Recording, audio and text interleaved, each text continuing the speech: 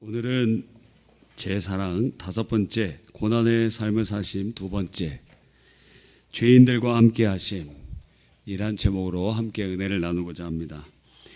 사랑이란 무엇인가 우리가 관념적으로 살펴보면 굉장히 어렵습니다. 사랑이란 것은 어디까지 올라가야 되냐면 하나님이 사랑이시라고 하셨기 때문에 하나님을 모르는 자는 사실 하나님 사랑이 무엇인지 모르는 자입니다. 굉장히 어려운 것이죠. 그런데 하나님께서 독생자 예수 그리스도를 이 땅에 보내주심으로 그분을 통해 사랑이 무엇인지를 보여주셨어요. 그래서 그 사랑을 우리가 경험합니다. 그래서 그 첫 번째가 성육신을 통해서 우리에게 나타나 주신 사랑, 주님이 우리에게 찾아오시는 것, 그게 사랑이다. 그리고 우리에게 맞춰주시는 것, 그게 사랑이다. 그리고 종이 되어 우리를 섬겨주심이 사랑이다. 우리는 성육신을 통하여 그러한 사랑의 3가지의 스펙트럼을 발견하였고, 2번째가 바로 고난의 생을 사심이라는 거예요. 그래서 지난주에는 율법 아래 태어나셔서 율법을 다 지키심으로 예수 믿는 자들에게 그 의를 거저주신 것, 그게 사랑이었다.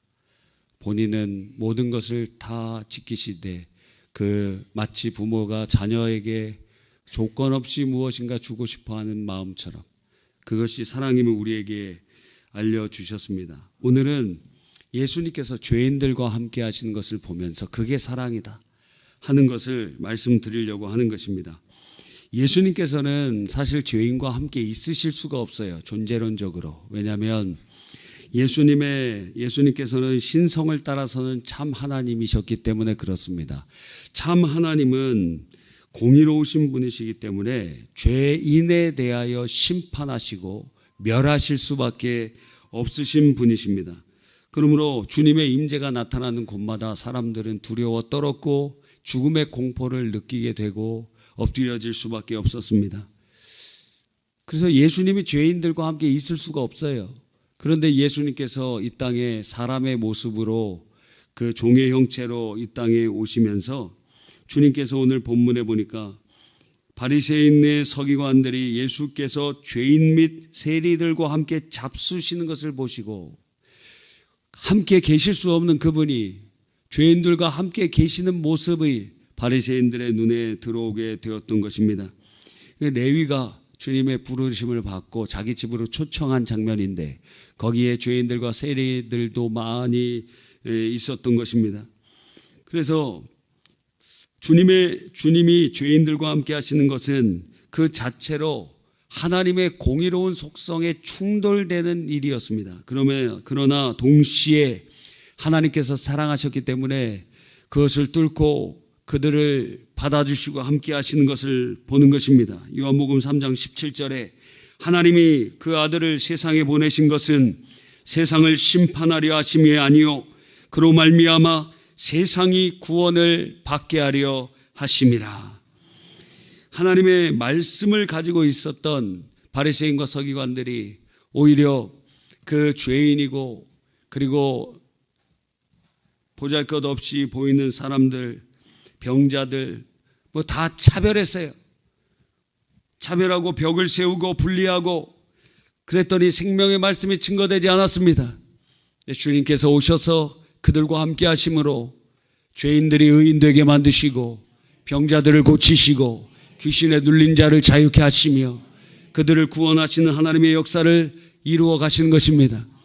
인간들은 스스로 나는 의인이고 저 사람 죄인이라고 뭐 전과가 있느니 없느니 여러분 교도소에 여러 번 가면 크게 전과가 큰 문제가 되지 않더라고요. 우리는 제가 교도소를 많이 갔다 왔다는 게 아니라 교도소에 교정선교로 많이 하다 보니까 이전에는 우리들이 선입관념을 가지고 있잖아요. 뭐 전과가 있으면은 뭔가 뿔 달린 분인 것 같지만 여러분도 승질 한번 내다가 주먹질 한번 하면 구속되는 겁니다. 구속되는 거예요.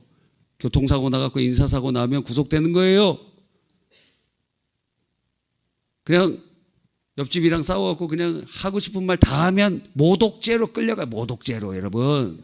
다 걸리는 게 사실 우리의 삶 속에 큰 차이가 별로 없어요. 많이 가보니까 물론 뭐 여기 몸에 문신 있는 친구들도 있고 뭐 여러 가지 모습들이 있을 수 있지만 그러나 차이가 없어요. 계속 가다 보니까 별 차이 없어요. 당신 그분들이나 우리나 차이 없어요. 그냥 선을 넘어가면 우리도 그럴 때가 있잖아요. 생각으로는 막 정말 많은 그런 일들이 벌어지잖아요. 그런데 우리들은 벽을 세우고 마치 바리새인과 서기관들이 했던 것처럼 분리하고 차별하고 그리고 무시하고 함께 있고 싶어하지 않잖아요. 근데 주님 보시기에는 의인은 없나니 하나도 없으며 너는 의인이라고 생각하지만 내 기준으로 볼 때는 너도 죄인이야. 주님께서는 그렇게 말씀하고 계시는 것입니다. 주님께서 전혀 죄가 없으시고 공의로 따라서는 죄인과 함께 할 수 없으셨지만 주님께서는 그들 구원하시기 위하여 죄인과 함께 하셨고 그것이 사랑임을 보여주신 것입니다. 그렇다면 우리도 죄인과 함께 해야 되지 않겠습니까? 소외받는 분들과 함께 해야 되지 않겠습니까? 차별받는 분들과 함께 해야 되지 않겠습니까? 그래서 교회에서 또 이 구치소나 감옥에 그렇게 복음 들고 들어가기도 하고 또 사회적 약자들이나 또 어려움을 당하고 있는 분들과 함께 하려고 하는 것 아니겠어요? 주님께서 우리에게 그런 마음을 주셔서 사랑을 성취하도록 인도해 주시는 것입니다. 이처럼 사랑이라는 것은 뭐 큰 어려운 게 아니에요. 죄인들과 함께 계신 것처럼 함께 해주는 겁니다. 함께 해주는 것. 특별히 우리는 좋은 사람들, 착한 사람들, 뭐 사회적 위치가 있는 사람들, 유명한 사람들, 부자들, 뭔가 그런 사람들이 도와줄 것처럼 혹시 그것이 우리를 뭔가 더 빛내주는 것처럼 착각하는데 그런데 주님께서는 그런 사람들과 함께 있는 것이 아니었고 죄인들과 함께 계셨다는 거예요. 우리도 우리가 좋아하는 사람들, 사회적 명망 있는 사람들 옆에 있는 것이 아니라 우리 주위에 있는 그러한 분들과 함께하는 것, 그게 사랑의 실천임을 우리는 기억해야 되는 것입니다. 여기에 한 4가지 정도의 단계가 있어요. 첫 번째는 바라보는 겁니다. 예수님께서 오늘 마가복음 2장 14절에 보니까 이렇게 되어 있어요. 마가복음 2장 14절에 또 지나가시다가 알페오의 아들 레위가 세관에 앉아 있는 것을 보시고, 세리라는 것은 당시에 로마의 앞잡이로 민족의 고열을 빼먹는 나쁜 놈, 죄인으로 여겨졌습니다. 예수님이 지나가시다가 레위를 보셨어요. 뭐 레위가 마태라고도 하고 그래서 세리인 것으로 추정이 됩니다. 우리가 하루 동안 걷는 곳에 수많은 사람들이 지나갑니다. 그렇죠? 누군지 몰라요. 근데 수많은 사람들이 지나갑니다. 아무 생각 없이 지나가다 보면은 누가 있었는지 전혀 기억도 나지 않습니다. 어제 분명히 여러 사람이 여러분의 삶 속에 지나갔습니다. 그런데 그 사람의 삶을 우리가 압니까? 전혀 모르죠. 20년도 지난 일입니다. 제 친구가 어떤 단편 영화를 만들었는데 그 제목이 정확히는 기억이 안 나요. 뭐 막차 탄 사람들이었던 것 같은데 그건지 아닌지 정확히 기억은 안 나요. 하여튼 내용은 무엇이냐면 지하철 막차에 사람들이 쫙 앉아 있습니다. 그런데 처음에 그 장면이 나오고 끝에도 그 장면이 나와요. 그래서 봉투 구조로 되어 있는 단편 영화인데, 그런데 거기 그렇게 뭐 얼굴에 뭐 큰 기쁨도 없고 그냥 앉아 있는 사람들이, 그 다음 장면이 무엇이냐면 각 사람마다 그의 삶이 있는 거예요. 그 하루의 삶이 있어요. 어떤 학생은 막 공부하기 싫어갖고 도망치고, 또 어떤 분은 저거 여러 이야기들이 쭉 있었다는 거예요. 그런데 그런 사람들이 한 지하철에 타 있는데 저 사람이 무슨 삶을 살았는지 어떤 존재인지 전혀 모른다는 거예요. 그냥 지나가는 거예요. 우리의 인생이 마찬가지입니다. 예수님께서 그 지나가는 길에 레위를 주목하십니다. 바라봄이 함께하는 사랑의 첫 번째 스텝이라는 거예요. 바라보는 거, 주의하는 거. 나태주 씨의 풀꽃이라는 시가 있습니다. 짧지만 울림이 있죠. 자세히 보아야 예쁘다. 오래 보아야 사랑스럽다. 너도 그렇다. 근데 저는 이걸 좀 바꾸고 싶습니다. 그냥 봐도 예쁘다. 잠깐 봐도 사랑스럽다. 너는 더욱 그러하다. 저는 아내에게 이걸 바꿔서 불러주고 싶습니다. 이건 자세히 보아야 예쁘다. 이거 좀 그렇잖아요. 무슨 말인지 집에 가셔서 생각해 보시기 바랍니다. 근데 우리 주위에 있는 사람들은 그냥 지나가면 아무런 무슨 이야기가 있는지도 모르지만 주목해 보기 시작하면 그때서부터 보이기 시작합니다. 관심을 두고 보기 시작하면 그들의 삶이 보이기 시작합니다. 주님의 눈으로 바라볼 때 그들이 하나님이 사랑하시는 사람임을 깨닫게 됩니다. 그제서야 긍휼의 마음이 우리 안에 생기기 시작하고 성령이 주시는 그 사랑의 마음, 주님의 마음이 우리에게 임하게 되는 것이죠. 두 번째, 주님께서는 바라보시면서 주목하셨습니다. 주목하셨다는 것은 두 번째 단계가 진행되는 것을 의미하는데 멈추셨다는 거예요. 그 자리에 멈추시는 거예요. 주님께서 이 삭개오를 만날 때도 주님이 그 길을 지나가시다가 삭개오가 있는 나무에서 멈추세요. 그러면서 바라보시거든요. 그러니까 우리가 누군가를 바라본다는 것은 두 번째, 그 사람 앞에 멈춰야 된다는 것입니다. 바라만 보고 지나가면 어떤 일도 생기지 않습니다. 그곳에 멈춰야 돼요. 우리의 삶의 방향과 할 일이 빠르게 지나가지만 그곳에 누군가에게 멈추면 그곳에서 역사가 이루어지기 시작하는 것입니다. 멈출 때 사랑의 역사가 시작되는 것입니다. 그래서 수동적으로는 멈추는 것이요, 능동적으로는 찾아가는 것이죠. 예수님께서 사마리아 여인에게 어떻게 되셔서 영적으로 보면 찾아가셨지만, 그런데 그 수동적으로 보면 지나가는 그 길 가운데 물을 먹으려고 우물가에 가신 것 아닙니까? 겉으로 보기에는 수동적인데 영적으로 보면 능동적인 사건이라는 거예요. 그러니까 우리는 멈춰서 바라볼 뿐만 아니라 찾아가야 되는 것, 두 가지가 같은 의미라고 할 수 있는 것이죠. 세 번째, 멈춘 다음에는 어떻게 해야 됩니까? 어떻게 해야 돼요? 불러야 됩니다. 이야기해야 됩니다. 제가 좋아하는 시 중에 김춘수 씨의 꽃이라는 시가 있어요. 내가 그의 이름을 불러주기 전에는 그는 다만 하나의 몸짓에 지나지 않았다.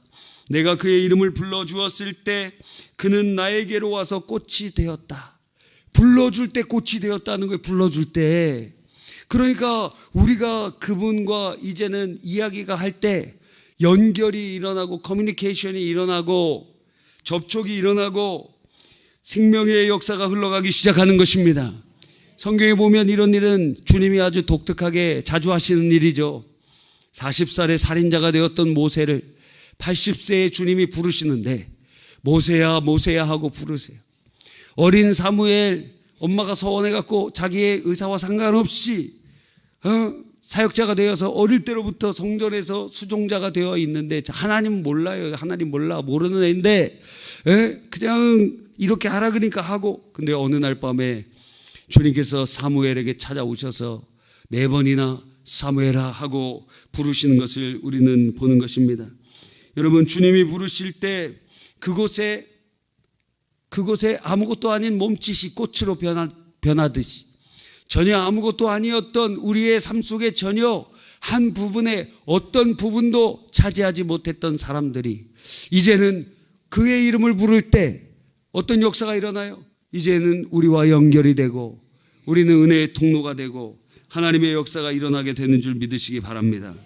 여러분, 그러므로 그분들과 이야기를 시작하십시오.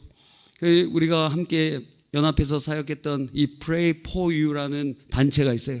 그 Pray for You, 당신을 위한 기도라는 뜻 아닙니까? 그런데 그 Pray for You의 그 모토는 무엇이냐면, 자원봉사자들도 많이 있는데요, 거기 물품을 가지고 가서 물품을 전달해 드립니다. 근데 그걸로 끝나지 않아요. 그분과 한 주간 어떻게 지내셨는지 이야기를 나눠요.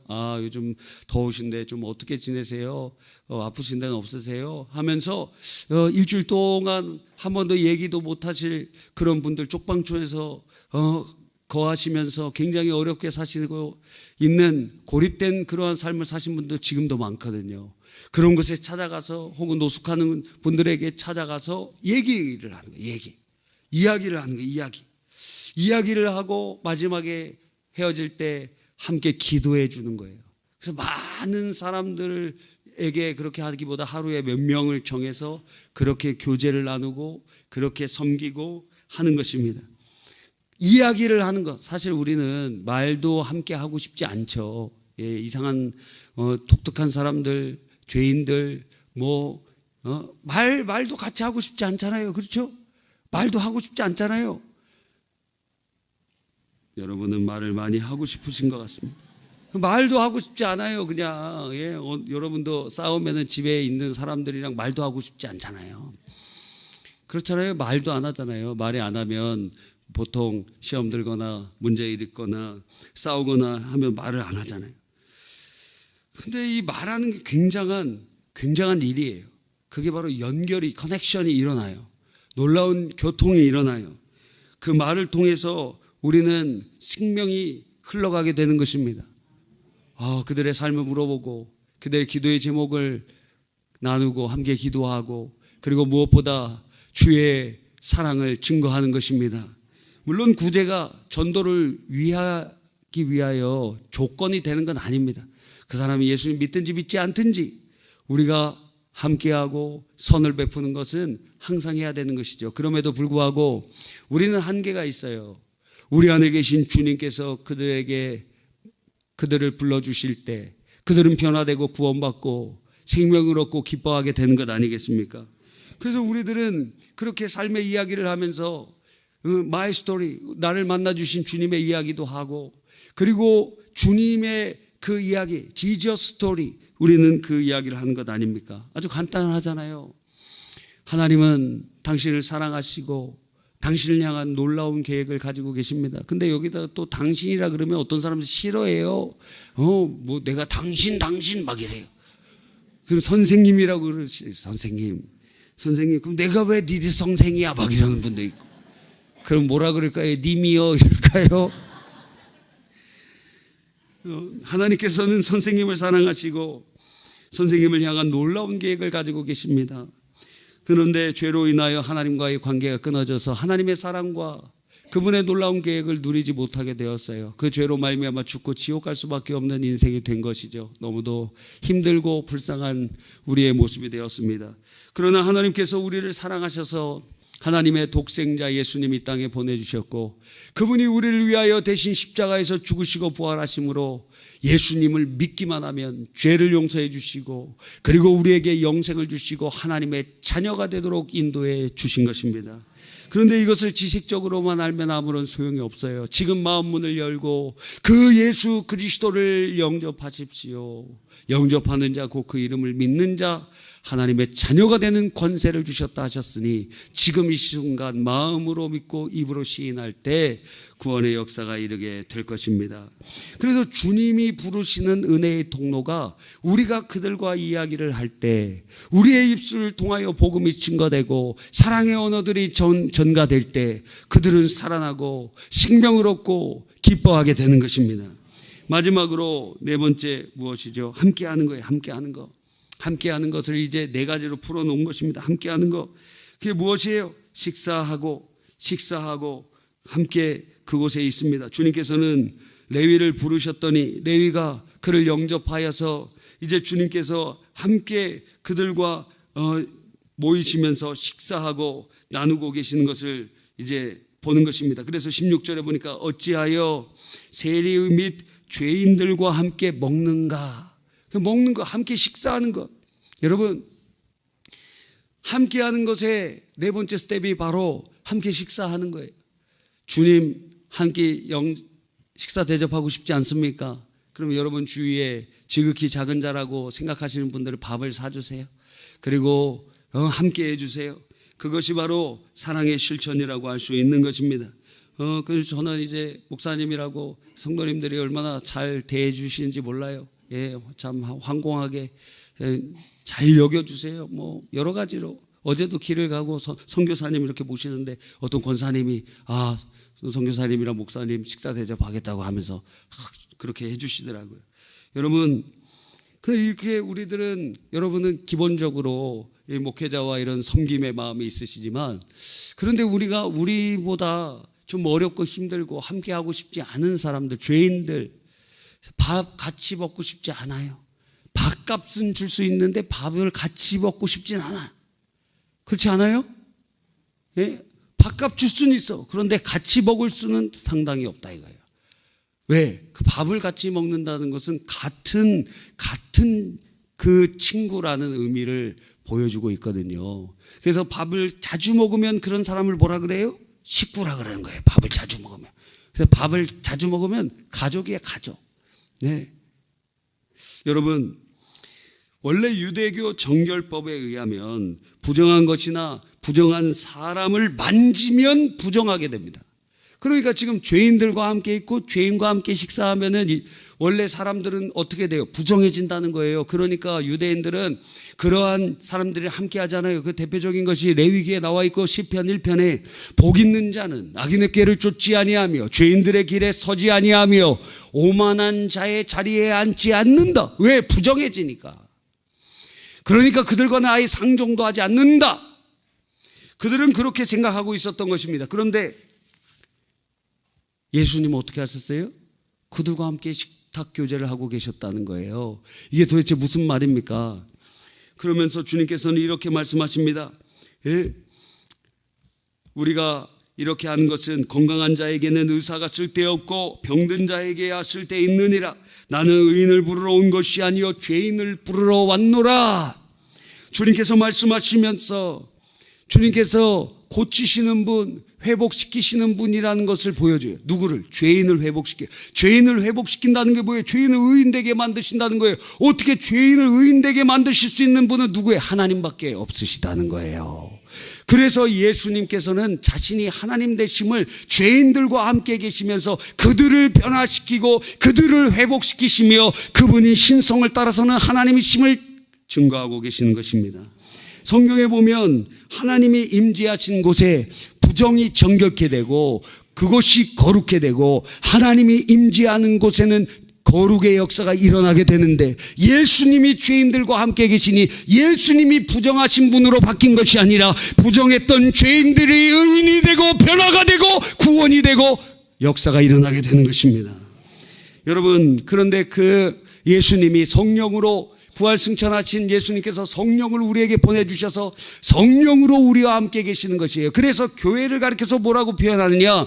세상에서 건진받은 공동체일 뿐만 아니라 세상을 구원하기 위하여 세상으로 보냄받은 공동체라는 거예요. 그래서 예수님께서 요한복음에 말씀하시기를 내가 너희를 보내노라. 주님께서 우리를 죄인들이 많고 그리고 소외된 자들이 많고 차별받는 자들이 많은 그 세상으로 우리를 보내시는 것입니다. 그래서 예수 믿고 우리가 어디 신앙의 공동체에 그냥 모여서 우리끼리만 여기가 좋사오니 모여 있는 것이 아니라 일주일에 하루 예배드리고 그리고 나머지 6일은 세상으로 파송되어서 바로 그곳에서 하나님의 영광의 통로로 쓰임받는 그렇게 우리를 사용하여 주시는 것입니다. 우리 안에 계신 생명의 역사가 주님의 역사가 부정을 정결케 하고 죄인을 의롭게 하고 생명의 놀라운 역사가 우리를 통하여 하나님께서 이루시기를 원하시기 때문에 그런 것입니다. 여러분, 주님께서 삭개오를 만났더니 삭개오가 예수님을 영접하고 나서 자기의 집에서 식탁 교제를 하면서 뭐라고 합니까? 내 재산 절반을 가난한 자에게 나눠주겠습니다. 이 사람은 그냥 세리가 아니 세리장이었어요. 삭개오는. 그리고 나서 내가 누군가에게 속여 빼앗은 일이 있으면 4배나 갚겠습니다. 그랬더니 예수님께서 말씀하시기를 오늘 구원이 이 집에 이르렀으니 이 사람도 아브라함의 자손이요 인자가 온 것은 잃어버린 자를 찾아 구원하려 함이니라. 할렐루야. 여러분, 그러므로 개인적으로 그리고 교회적으로 그리고 그렇게 오늘 주님께서 하신 것처럼 함께하는 놀라운 역사가 일어나기를 간절히 바랍니다. 어떻게 해야 돼요? 바라봐야 됩니다. 어떻게 해야 돼요? 그곳에 멈춰야 됩니다. 어떻게 해야 돼요? 그를 불러야 됩니다. 어떻게 해야 돼요? 함께 식탁 교제 나누는 거. 이것이 무엇이냐? 함께하는 것, 죄인들과 함께하는 것. 그것을 통하여 주의 사랑이 그들에게 전달될 때 그들도 살아나고 그들도 변화되는 놀라운 역사가 일어날 줄 믿는 것입니다. 물론 여러분이 선을 행한다고 하여서, 이렇게 죄인들에 대하여 주의 마음으로 접근한다고 하여서 그들이 다 변한다는 건 아니에요. 그들이 막 진짜 엄청나게 무언가가 변한 것이, 변하는 사람도 있지만 변하지 않는 사람도 있습니다. 또 여러분이 많은 구제와 선을 행한다고 한들 그들이 감사하거나 그러지 않을 수도 있어요. 그런데 그거는 주께 맡기고, 성경에 보니까 너희의 하는 선행이 만약 누군가가 다시 갚아주면 그건 아무 소용이 없다라는 거예요. 그런데 만약 너희들이 선을 행했는데 그 사람들이 못 갚아준다, 그러면 그건 하늘에 다 쌓이는 상급이 되도록 주께서 역사해 주시고 주님께서 갚아주신다는, 주님이 갚아주시는 거예요. 주님의 선한 일을 감당하고 죄인들의 친구가 되어주고 함께 해주는 그 모든 사역들이 그들로부터 무언가를 얻으려고 하는 것이 전혀 아니에요. 그들이 뭔가 가시적으로 다 바뀌는 것, 그것만을 바라보는 것이 아니에요. 그렇지 않더라도 주님이 당신들을 포기하지 않고 사랑한다는 그 은혜의 통로로 우리가 쓰임받을 때 하나님이 기뻐하시고 하나님이 기억해 주시고 하나님이 여러분의 삶 속에 개입하셔서 하나님께서 은혜를 베풀어 주시고 인도해 주시는 줄 믿으시기 바랍니다. 여러분, 사랑이 무엇입니까? 죄인과 함께 하는 거예요. 죄인과 함께 해주는 거예요. 부정한 자들, 우리가 이전에는 함께 말도 섞지 않았던 사람들과 함께 하는 거예요. 그게 어떻게 된다 그랬어요? 바라보십시오. 그리고 그 앞에 멈추십시오. 그를 부르십시오. 그와 함께 식탁 교제를 나누십시오. 그것이 주의 사랑을 실천하는 여러분의 놀라운 은혜의 통로가 될 줄 믿습니다.